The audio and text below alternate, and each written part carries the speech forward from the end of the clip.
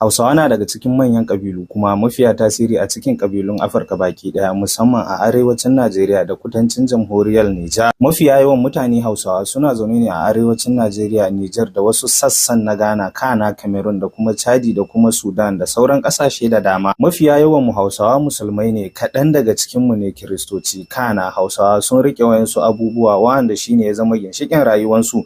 Sun riƙe noma, kasuwanci, sana'ar hannu, koyarwa da kuma jagoranci sosai fiye da duk yanda kake tunani. Su Hausawa da kake gani, duk wani cikakken malam Bahaushe suna da girmama manya, kunya, karamci da ladabi fiye da duk yanda kake tunani, da sa sutura na mutunci sosai ba kaɗan ba. Hausawa sun kafa shahararrun masarautu wanda ake kira da Hausa bakwai. Wa'annan masarautun sun shahara sosai fiye da duk yanda kake tunani a ƙasar da nahiyar baki ɗaya, wanda su ne Daura, Kano, Katsina, Zazzau, Gobir, Rano, Beram. Wa'annan biranen fa sun kasance manyan cibiyoyin kasuwanci, ilimi da koyarwar musulunci. Ƙasar Hausa ta taka muhimmiyar rawa fiye da duk yanda kake tunani a nahiyar baki ɗaya. Musulunci ya shigo ƙasar Hausa tun kusan ƙarni na 11 zuwa ƙarni na 14 ta hanyar malamai da 'yan kasuwa daga arewacin Afirka. Daga baya musulunci ya ƙara ƙarfi sosai har ya zama babban addinin Hausawa, tare da kafa makarantu da cibiyoyin ilimi na musulunci. A farkon ƙarni na 19 Shehu Usmanu Danfodiyo ya jagoranci jihadi wanda ya haifar da kafa daular Sokoto. Wannan ya sauya tsarin siyasa